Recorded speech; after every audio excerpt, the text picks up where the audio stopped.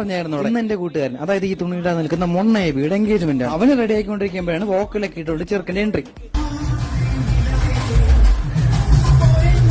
അങ്ങനെ എൻട്രി എല്ലാം കഴിഞ്ഞ് വോക്കലൊക്കെ ഇട്ട് നാട്ടുകാരെ വായിക്കുന്നത് മൊത്തം കേട്ട് നാട്ടുകാരെ നമ്മളെ വണ്ടിക്കകത്ത് കയറ്റി എൻഗേജ്മെന്റ് ഉണ്ട് പോവാണ്. ദേവാസുരത്തിന്റെ ഈ കിടിലൻ വണ്ടിയും കൊണ്ട് നമ്മുടെയൊക്കെ പ്രിയങ്കരനായ അച്ചുവേട്ടനാണ് വന്നതെന്ന് പറഞ്ഞപ്പോൾ ഞാൻ പുള്ളിയെ കാണാൻ വേണ്ടിയിട്ട് വണ്ടിയിൽ പോയി. കണ്ടത് അച്ചുവേട്ട യോയോ കാണിച്ചു. അത് കണ്ടപ്പോൾ എനിക്ക് ചെറിയൊരു പുഞ്ചിരി വന്നത്. ഞാൻ പിന്നെ അങ്ങേരെയും വിളിച്ചോണ്ട് എൻഗേജ്മെന്റ് ഉണ്ട് പെണ്ണിന്റെ വീട്ടിൽ. എബിയുടെ സ്വന്തം ചിന്നുവിന്റെ വീട്ടിൽ എത്തിയപ്പോഴാണ് നമ്മൾ ആ കാഴ്ച കാണുന്നത്. അങ്ങ് ആൾക്കൂട്ടത്തിനിടയ്ക്ക് എബി നിൽക്കുന്നു. നമ്മളാണെങ്കിൽ അതിൽ ഇപ്പുറത്ത് നിൽപ്പുണ്ട്. ഓന്തത്തിൽ നോക്കുന്നോ അല്ല മിക്ക അങ്ങോട്ട് നോക്കുന്നത് എൻഗേജ്മെന്റ് നേരിൽ കാണാൻ പറ്റുമെന്ന് അറിയാൻ വേണ്ടിയിട്ടാണ്. എൻഗേജ്മെന്റ് നേരിൽ കാണാൻ പറ്റാത്തതിന്റെ വിഷമത്തിൽ നമ്മൾ നേരെ ഓടിച്ചാടി ചെറുക്കന്റെയും പെണ്ണിന്റെ ഫോട്ടോ ഷൂട്ട് നടക്കുന്ന അവിടെ എത്തിയപ്പോഴാണ് നമ്മൾ ആ കാഴ്ച. അന്നൊരു നാണവമാനം എന്തിന് ഉളുപ്പെന്ന് പറയുന്ന സാധനം അടുത്തൂടെ പോലും പോയിട്ടില്ലാത്തതിന്റെ മുഖത്ത് നമ്മൾ നാണമെന്ന് പറയുന്ന സാധനം അഗാധമായിട്ട് കണ്ടു.